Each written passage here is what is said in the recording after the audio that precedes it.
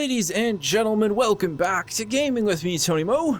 Welcome back to The Division. I'm going to be giving you guys a little bit of a Friday update regarding my progress in The Division. Primarily, we're going to be looking at my character, my current loadout, character build, as well as my base of operations, and just a few other small tidbits that I've kind of been participating, working on. I don't even know what to say the word. We'll get to it when we get there. It's really an odd thing, me trying to describe what I'm trying to describe right now. Anyways, happy Friday. Before we take a look at the base of operations, let's look at our my character first and foremost. Now, I should mention, when we do get to the base of operations stuff, I won't even look that way for you guys. There's like slight spoilers if you want to see your base of operations progress in its own way, and you don't want to see how someone else's has. You might want to leave at that point. But let's go over here, because we're going to need to use the stash to talk about my current character progress. So let's open this thing up. You can see my character visually is looking rather stunning and very ready to explore the woods, mostly. I'm disappointed with the level of urban camouflage available in the game. I'm still crossing my fingers that there will be a hood, so I can have a sort of urban assassin medic type look thing going on. And speaking of medic, let's take a look at my character abilities, my talents and perks right now. I'm aiming for a more healing support type character build at the moment. And rather than running, I was considering like, oh, let's run Pulse and let's run the support station. That's what I was doing early on. It crossed my mind that Smart Cover is actually a really freaking amazing buff. And I was like, wow, I actually really, really like the idea of this. So for the last 10 levels, I've been running Smart Cover with a mix between support station or first aid, depending on the difficulty of the scenario. In a lot of instances, as of late, it's been just my brother and I, while my other two friends have been AFK, running two-man, pushing our way up to level 30. So the support station has been extremely helpful, and I've been running it with its life support mod. Now, the great thing about this freaking life support mod is that yes, you can throw it down, it'll res someone who's down, but as long as it's deployed, for the 30 seconds it's deployed, if you go down, it'll start resing you right away. It's freaking amazing. It's like having a little healing drone right over you. I'm really looking forward to getting my skill power up so I can increase the lifetime of that ability. That's one of the things I'm actually curious to see if it will substantially increase when I increase my skill power, or if I'm going to have to do so through gear mod or performance mods. Some performance mods can directly influence specific statistics for abilities like the support station. So I'm hoping I can stumble upon some of those that will increase its overall lifetime. I already have a few of them on my equipment. If you guys watched the recalibration video, you probably saw that increase, like its healing rate and how fast it heals. So super, super stoked about that. The Smart Cover is basically an uber buff. It actually has an AoE effect, so it's not just the cover that you're sitting on. In fact, I like to pop it while I'm standing up in between a larger group of cover. That way you can kind of move around during the firefight and still get the benefits. Currently it lasts 20 seconds, and I have it set up for recharger, so allies using a reinforced cover slowly recover their health and get their skill cooldowns decreased. This is awesome for freaking boss fights. When you're dealing with those really hardcore elites, this thing has been an absolute lifesaver. Plus, you throw it in combination, my brother has the signature ability for Tactical Link. He'll throw that up, plus we're in Smart Cover. We've got a healing station up, man. Two-man powerhouse. I love this current loadout, and I'm really looking to refine it and make it more effective. In terms of talents, I am running Battle Buddy. Again, more of the medical focus type thing. We've also got Tech Support, which kill a hostile while any skill is deployed to extend an active skill's duration by 10%. Yeah, super, super helpful. And then also Steady Hand, so enter any cover to reduce recoil by 25% for 10 seconds. I'm all about recoil reduction, all about it. Perks are kind of just a mixed bag. We're not really going to look at that. Perks are, passive things you gain from upgrading your different wings inside of the base of operations. Let's just briefly look at my inventory. Honestly, I could go over this all day long. We should focus on the primary attributes while we're here, guys. So I'm at 21,483 for primary DPS, 23,580 for health, and a measly 5,120 for skill power. I've been trying to find more electronic focus pieces of equipment, but considering the fact that I'm not level 30, I don't spend too much time switching a lot of the gear. If it has a really great set of attributes, I kind of just stick with it as is, and then replace it as I see fit. Once I hit 30, I think that's when the time is going to come. I'm going to start to refine this whole build a little bit more, and this will be the first build that I end up sharing with you guys. I'm considering it more of a paladin build because I'm considering doing a heavier focus on the DPS as well as the skill power and letting my health drop down a little bit. I've noticed that with the healing station and just the overall mobility that's required on the higher difficulties, being as tanky as this without the inclusion of like the riot shield, I just don't think it makes sense. So I'm thinking it'll be like a really cool paladin type build. You know, we'll have reasonably high DPS plus really good skill power, and I'm still going to try and keep my health a little bit high. It's going to be interesting to see how that all balances out. Couple superior items. We got a decent chest piece here. This thing's actually only level 20, so it's 5 levels below me, but it's still doing really well. You guys saw that in the recalibration video. Got the knee pads, some really great equipment in terms of specialized equipment as well. We got some great blues all over the place. Some of my firearms, though, this is really what I want to talk to you guys about, because I'm doing this really cool thing, and it's actually just spurred on an entire game discussion that I'm going to be doing in the coming days, coming weeks possibly, depending on how long it takes me to put it together, is that when I have a firearm, whether it's a shotgun, submachine gun, a rifle, a pistol, it does not matter, that I really have fallen in love with, visually as well as performance, it's really done me well, I retire that firearm. And that's actually going to happen with my ACR here. So let's take a look at my retired firearms before we look at what I currently have equipped. So if we open up my stash here, we're going to see I've got my enhanced AUG A3P, which I actually ran with no attachments, which is why it has no attachments in here, because I only tested it out for a little bit, but I crafted it myself. I really liked its performance. It just got quickly replaced by that ACR for overall damage and effectiveness, not to mention the ACR has a 42 round magazine with some of the mods that I have in it. But what I actually do, you'll notice there's mods on some of these weapons.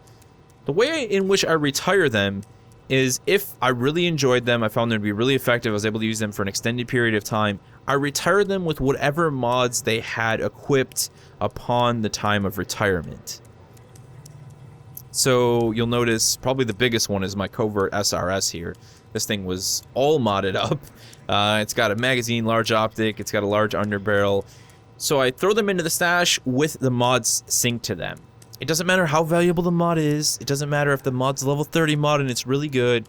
When I retire it, when I decide I'm no longer going to use it ever again because it's not as effective, I throw it in my stash with those mods on it. Really fun sort of graveyard, you know, storage for my weapons that have done me well.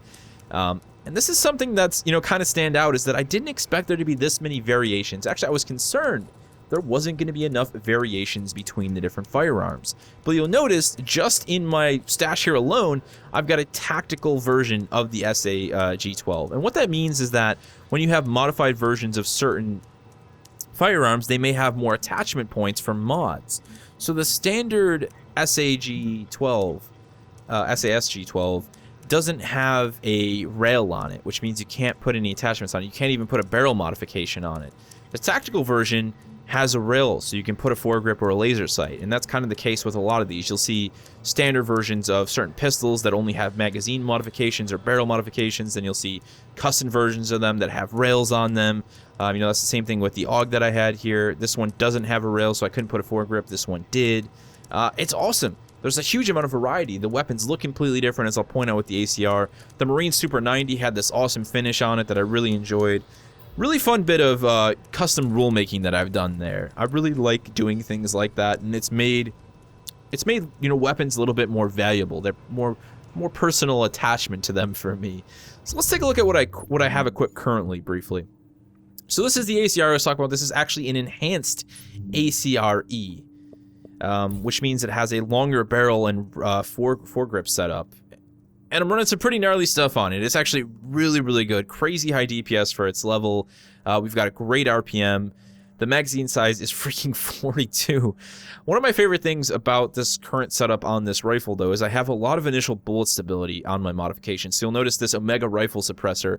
Not, you know, just reduced threat, which is nice to have, but 12% initial bullet stability. On top of that, I've got another 13, so we're 25% bonus to initial bullet stability on this thing. Now, what's great about initial bullet stability is it really helps you engage targets at a larger distance while still getting criticals. Especially with the automatic weapons in the game, it's difficult to like do short bursts because of how the recoil works in this game. It's just the way the game handles it. So initial bullet stability has been very important to me when building out my firearms. So really stoked about that. Not to mention, this forward grip also gives me a ton of horizontal stability, making this thing just really controllable when I go full auto. It has a really good extended magazine mod. This is a specialized extended magazine mod that I've had since level 9, I think is when I got it. It's level 8, but it gives me 40% magazine size, which brings this thing up to 42 rounds, plus 15% critical hit damage. I love this thing. Now, this is probably the saddest thing of all. I've got this superior 5.52 hollow sight. 13.5% optimal range, 12.5% headshot damage. This is a weapon that has done me well. So inevitably, probably within the next 5 levels, I will be replacing this ACR, and that mod will be going bye-bye into the stash. But you know what? I appreciated that mod just a little bit more than the next guy, I imagine. Now, I haven't been doing that with paint jobs because that's just silly. They're very hard to come by, but anyhow, let's take a look at the Super 90 briefly. Wonderful shotgun. I actually just picked this thing up. I haven't had the opportunity to spend too much time with it. But fortunately, the same time that this Super 90 dropped as a mission reward for a hard mode mission that my brother and I ran, I also got this extended magazine from the boss. So it's a 60-round magazine size boost plus 17.4% to the rate of fire. So this thing is pushing close to the Saiga that I had. Plus, it's got a 12-round magazine. It's gnarly. I love the Super 90 in this game. I love the Super 90 in real life. It's an amazing looking shotgun. And I just picked up this Covert SRS. I haven't really been using the sniper rifles, the marksman rifles too much. That's more in line with my brother's playstyle, but it's there in the situations where I may need it. I can swap to it.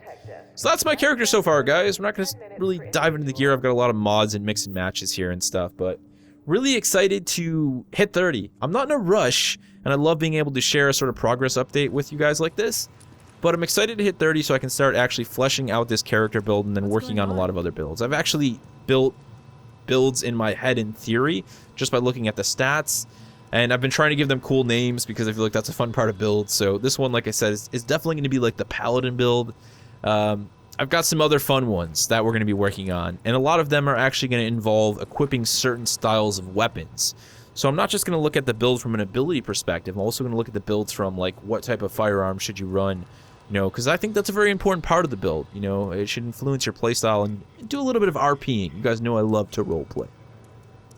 So last but not least, let's take a look at our base of operations. 60, 80, and 70 here.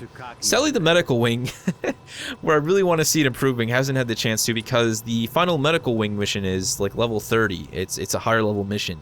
I'm hoping I can hit 1,000 supplies at the point so I can purchase the signature ability for that, but a lot of upgrades going on here. You know, the security wing is probably my favorite place in terms of shops. I've got a Dark Zone gear vendor in here now. Whoa, he actually just updated his stuff here. Military SA-58, nice. We got a police T5. Oh, jeez, dude, he's got some awesome stuff in here. At this point, though, I am rank like 15 in the Dark Zone or 12 or something like that, so everything is rank 30 requirement. You have to basically push towards Dark Zone endgame. We've got the procurement team, which gives us a scavenger crate. They bring back cosmetics, weapons, whatever. I've got the gunsmith over here, very Ubisoft, that gives me weapon parts. And then we got the supply line. The fun thing about the supply line is these two guys over here have been trying to move this crate for the last 3 days. I kid you not. Every time I log on, they're like, maybe we should put it over here. No, maybe we should put it over here. I want to tell them that it makes the most sense to put it over here, but you know what? I'm just going to let them do their thing. You know, I'm the guy with the firearm. They're the guy moving the crate. Just let them do their job. I've also got the appearance vendor, which is where I've received was able to purchase, I should say, my solid electric green camo for my wonderful ACRE. Overall, you know, the whole base of operations outside of the upgrades that you do for the different wings is actually starting to improve, and the best place to look at that is right over here. If you guys played the beta, or if you're still early game, you'll notice that this all looks different. You know, all of these vendors have much more substantial workstations. They've got lockers all over the place with weapons and equipment in them. And then my favorite thing is the sort of social aspect going on here.